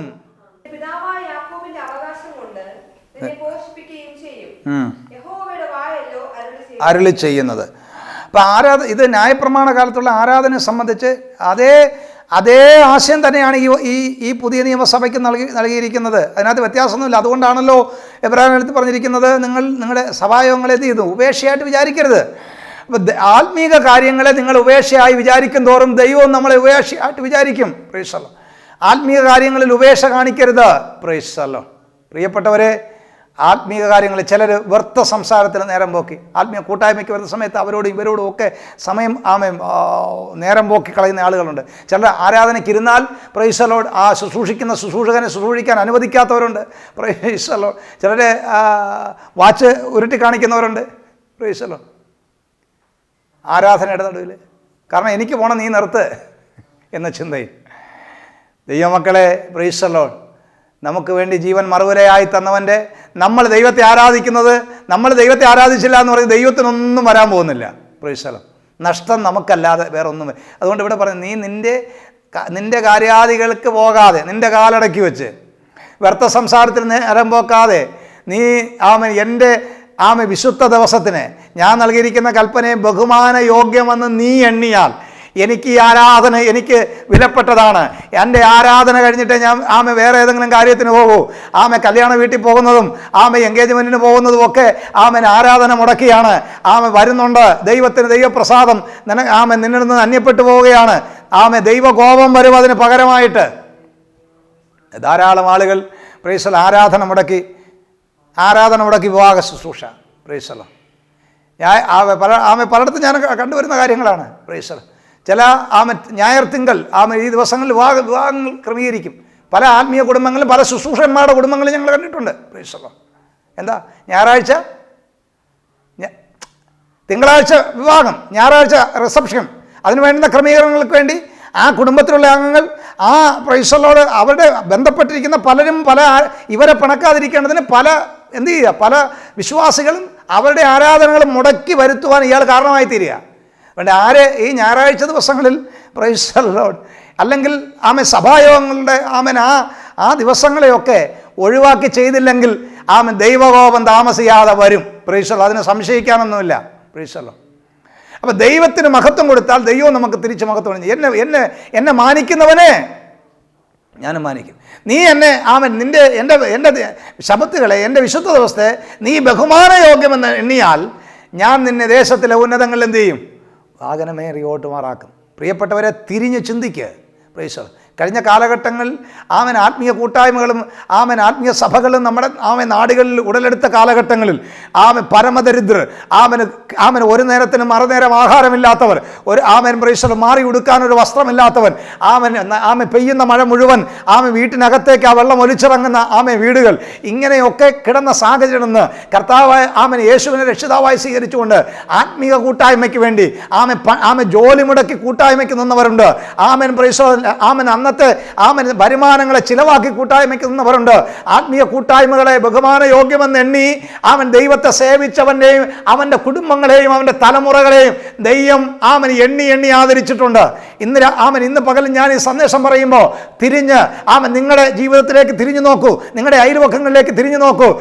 ജീവിതത്തിൽ ലോകം മുഴുവൻ നിങ്ങളുടെ ഈ പറഞ്ഞ പ്രിയപ്പെട്ടവർ ആത്മീയ കൂട്ടായ്മയിലേക്ക് ക്രിസ്തുവിനെ രക്ഷിതാവായി സ്വീകരിച്ചു പോയപ്പോൾ പലരും പറഞ്ഞു അവർ മുടിഞ്ഞു, ആ കുടുംബം നശിച്ചു, ഇനി ഒരിക്കലും രക്ഷപ്പെടുകയില്ല, എന്തോ വലിയ പാതകം ചെയ്തതുപോലെ വിധി എഴുതി കിടന്നിടത്ത് മനുഷ്യന്റെ ദൃഷ്ടിയിൽ കുടുംബം രക്ഷപ്പെടുവാൻ സാധ്യതയില്ല എന്ന് വിധി എഴുതിയിരുന്നിടത്ത് ദൈവത്തെ സേവിച്ചതിന്റെ പ്രതിഫലമായി ദൈവം ആ കുടുംബങ്ങളെയൊക്കെ ആദരിച്ചില്ലേ, ദേശത്തിൽ ഏറ്റവും ശ്രേഷ്ഠമാക്കി തീർത്തില്ലേ? അതൊക്കെ വിശ്വസ്തയോടെ ദൈവത്തെ സേവിച്ചതുകൊണ്ടാണ്, അവിടെ ആത്മാർത്ഥതയോടെ ദൈവത്തെ സേവിച്ചതുകൊണ്ടാണ്. അതിൻ്റെയൊക്കെ അനന്തരഫലമാണ് അവരെയും അവരുടെ തലമുറകളെയും ആദരിച്ചത്. എന്നാൽ പ്രൈസലോ ഇന്ന് പകൽക്കാലം ഓർമ്മപ്പെടുത്തട്ടെ, സമ്പത്തും സൗകര്യങ്ങളും ഒക്കെ വർദ്ധിച്ചു വന്നപ്പോൾ ദൈവത്തെ സേവിച്ച ആ അനുഭവങ്ങളൊക്കെ വിട്ടിട്ട് ഇതെല്ലാം ഒരു മടുപ്പുളവാക്കുന്നെങ്കിൽ ഇന്ന് ഈ സന്ദേശം കേൾക്കുമ്പോൾ പ്രിയപ്പെട്ടവർ തിരിച്ചറിയണം, അത് നാശത്തിൻ്റെ ആരംഭമാണ്. പ്രൈസലോ. അതുകൊണ്ട് ദൈവത്തെ സേവിക്കുന്നവർ ഈ ഭാരമേറിയ വസ്തു, നമുക്ക് ആരാധന ഒരു കഠിനമായ കാര്യം തന്നെയാണ്. പ്രൈസലോ. ആരാധനയ്ക്കകത്ത് ഒരുപാട് പ്രതിസന്ധികളൊക്കെ ഉണ്ട്. എങ്കിലും ദൈവത്തെ സേവിക്കുന്നതിൽ എന്ത് ചെയ്യരുത്? മടുപ്പില്ലാത്തവരായി തീരണം. ആത്മാവിൽ എരിവുള്ളവരായി, ഉത്സാഹത്തിൽ മടുപ്പില്ലാത്തവരായി ദൈവത്തെ സേവിപ്പാൻ പരിശുദ്ധാത്മാവ് നമുക്ക് ആഹ്വാനം ചെയ്യുകയാണ്. അതുകൊണ്ട് തന്നെ പ്രിയപ്പെട്ടവരെ, ഈ ചുമന്നു കൊണ്ടുപോകുന്നത് നമ്മളെ കാണിക്കുന്നത് ആരാധന ഭാരമുള്ള വസ്തുവാണ്. അതിനകത്ത് അല്പം കഠിനതയുണ്ട്, അല്പം പ്രയാസങ്ങളൊക്കെ ഉണ്ടാകാം. ശരിക്കും നമ്മൾ ദൈവത്തെ സേവിക്കുമ്പോൾ നമുക്കില്ലാത്ത എതിരാളികളും പ്രതിയോഗികളും ഒക്കെ ഉണ്ടാകും. നീ വാസ്തവമായിട്ട് ദൈവത്തെ സേവിക്കാനാണ് ഇറങ്ങിത്തിരിക്കുകയെങ്കിൽ, വാസ്തവമായിട്ട് നിൻ്റെ ആരാധനയിൽ ദൈവം പ്രസാദിച്ചിട്ടുണ്ടെങ്കിൽ നിനക്കൊരു എതിരാളി എഴുന്നേറ്റിരിക്കും, അത് ഉറപ്പാണ്. Praise the Lord. ഒരാരാധനക്കാരൻ വാസ്തവമായി ദൈവത്തെ സേവിക്കുന്നെങ്കിൽ, വാസ്തവമായി ദൈവത്തിന് പ്രൈസ് ദി ലോർഡ് അവൻ്റെ ആരാധനയെ ദൈവം പ്രസാദിച്ചു തുടങ്ങിയാൽ നിനക്കെതിരായി ഒരു എതിരാളി എഴുന്നേക്കും, ഒരു പ്രതിയോഗി എഴുന്നേറ്റിരിക്കും. Praise the Lord. ഹാബേലിൻ്റെ ആരാധന ദൈവത്തിന് പ്രസാദമായി തീർന്നപ്പോൾ അവൻ്റെ സഹോദരൻ അവന് എതിരാളിയായി മാറി. Praise the Lord. എവിടെയൊക്കെ നമ്മുടെ ആത്മീയ കൂട്ടായ്മകൾ ഉടലെടുത്ത ദൈവത്തിന് പ്രസാദമായ ആരാധനകളും കൂട്ടായ്മകളും എവിടെയൊക്കെ ഉടലെടുക്കപ്പെട്ടിട്ടുണ്ടോ അവിടെയൊക്കെ പ്രൈസ് ദി ലോർഡ് ആ സമൂഹങ്ങളിൽ നിന്ന് വിരോധികൾ എഴുന്നേറ്റിട്ടുണ്ട്. നിന്റെ പാട്ടും പ്രാർത്ഥനയും നിന്റെ ആത്മീയ ജീവിതവും നിന്റെ സമർപ്പണവും ദൈവസന്നിധിയിൽ ആമേനതേ ഉത്തമമായി തീരുമ്പോൾ പ്രതിയോഗി എഴുന്നേൽക്കും. Praise the Lord. അതാ ഭാരമേറിയ വസ്തു എന്ന് പറയുന്നത്. അതുകൊണ്ട് തള്ളിയഴിച്ചു പോവുക എന്നുള്ളതല്ല ദൈവം ആഗ്രഹിക്കുന്നത്. അതിൻ്റെ നടുവിൽ ദൈവം നിന്നോട് കൂടെയുണ്ട്. നീ ഭയപ്പെടേണ്ട, നീ ഭ്രമിച്ചു നോക്കേണ്ട, ഞാൻ നിന്റെ ദൈവമാകുന്നു. ഞാൻ നിന്നെ സഹായിക്കും, നിന്നെ ശക്തീകരിക്കും, നിന്റെ നീതിയുള്ള വലം കൈകൊണ്ട് നിന്നെ എന്ത് ചെയ്യും? താങ്ങും എന്ന് അരുളി ചെയ്തവൻ നമ്മുടെ ആരാധനയിൽ നമ്മളെ താങ്ങുവാൻ, നമ്മുടെ ഭാരങ്ങളിൽ നമ്മളെ താങ്ങുവാൻ അവൻ നമ്മളോടൊപ്പമുണ്ട്. ആകയാൽ പ്രൈസ് ദി ലോർഡ്. ആരാധന ഒരു ഭാരമേറിയ സംഗതിയാണ്, അതിന് ഉപേക്ഷയായി വിചാരിക്കരുത്. ആത്മീയ കൂട്ടായ്മകളും സഭായോഗങ്ങളെയും അലക്ഷ്യമായി എണ്ണുന്ന പ്രിയപ്പെട്ടവരെ, ദൈവം നിങ്ങളെ നോക്കി കരയുന്നു, ദൈവം നിങ്ങളെ നോക്കി ദുഃഖിക്കുന്നു. നിങ്ങൾക്ക് വേണ്ടി മരിച്ചതോ നിങ്ങൾക്ക് വേണ്ടി ജീവൻ വെടിഞ്ഞത് വെറുതെ ആയല്ലോ എന്ന് ദൈവം പരിതപിക്കുന്നു. അത് വരാതിരിപ്പാൻ ദൈവത്തിന് പ്രസാദം ഉള്ളവരായി ഈ ലോകത്തിന് അനുരൂപന്മാരാകാതെ നന്മയും പ്രസാദപൂർണ്ണതയുമുള്ള ദൈവഹിതമെന്ന് തിരിച്ചറിഞ്ഞുകൊണ്ട് മനസ്സ് പുതുക്കി രൂപാന്തരപ്പെടുവാൻ ഈ യാഗപീഠമെന്ന സന്ദേശത്തിലൂടെ, അതിൻ്റെ യാഗപീഠത്തിൻ്റെ തണ്ടുകൾ എന്ന ആശയത്തിലൂടെ ദൈവാത്മാവ് നമ്മളോട് ആഹ്വാനം ചെയ്യുകയാണ്. പ്രിയപ്പെട്ടവരെ, ആകയാൽ ദൈവസന്നിധി നമ്മളെ ആത്മാർത്ഥമായി സമർപ്പിക്കാം. ഈ തിരുവചനം കേട്ടുകൊണ്ടിരുന്ന നിങ്ങളെ ഏവരെയും ദൈവം അനുഗ്രഹിക്കട്ടെ. ജീവിതമണ്ഡലങ്ങൾ എവിടെയെങ്കിലും ആത്മീയ ജീവിതത്തിൽ ആരാധനയിൽ കുറവുള്ളവരായി തീർന്നുവെങ്കിൽ നിറവുള്ളവരും സമ്പൂർണ്ണരുമായി തീരുവാൻ കർത്താവിനോട് ഏറ്റുപറയാം. കർത്താവെ, എന്നോട് പൊറുക്കണമേ. എൻ്റെ കഴിഞ്ഞകാല ജീവിതങ്ങളിൽ ഞാൻ നിന്നെ ആമൻ അറിഞ്ഞ് സേവിച്ച കാലങ്ങളിൽ ആത്മാർത്ഥമായി ഞാൻ സേവിച്ചു, ആമൻ മടുപ്പില്ലാതെ സേവിച്ചു. എന്നാൽ എവിടെയൊക്കെയോ എൻ്റെ ജീവിത മണ്ഡലങ്ങളിൽ എവിടെയൊക്കെയോ തകർന്നു പോയ അനുഭവങ്ങളുണ്ട്. എന്നോട് പൊറുക്കണമേ എന്ന് ആത്മാർത്ഥമായി ദൈവത്തോട് പ്രാർത്ഥിക്കാം. മടങ്ങി വരാം, ദൈവത്തിന് പ്രയോജനമുള്ളവരായി നിൽക്കാം. കർത്താവ് നമ്മെ സഹായിക്കട്ടെ. Price the Lord. വീണ്ടും നമ്മൾ മറ്റൊരു ഭാഗവുമായി ഈ യാഗപീഠത്തിൻ്റെ അടുത്ത ചില പാട്ടുകളുമായി നമ്മൾ വരെയും ദൈവകൃപയിൽ നമ്മളെ ദൈവം കാത്തുകൊള്ളട്ടെ. ദൈവം അനുവദിച്ചാൽ, കർത്താവിൻ്റെ വരവ് താമസിച്ചാൽ, ദൈവം ആയുസ്സും ആരോഗ്യം തന്നാൽ അടുത്ത ദിവസങ്ങളിൽ ഇതിൻ്റെ അടുത്ത ഭാഗങ്ങൾ നിങ്ങളോടൊന്നിച്ച് പങ്കുവെക്കാൻ കർത്താവിൽ ആശ്രയിക്കുന്നു, ശരണപ്പെടുന്നു. ദൈവം നമ്മെ അനുഗ്രഹിക്കുമാറാകട്ടെ.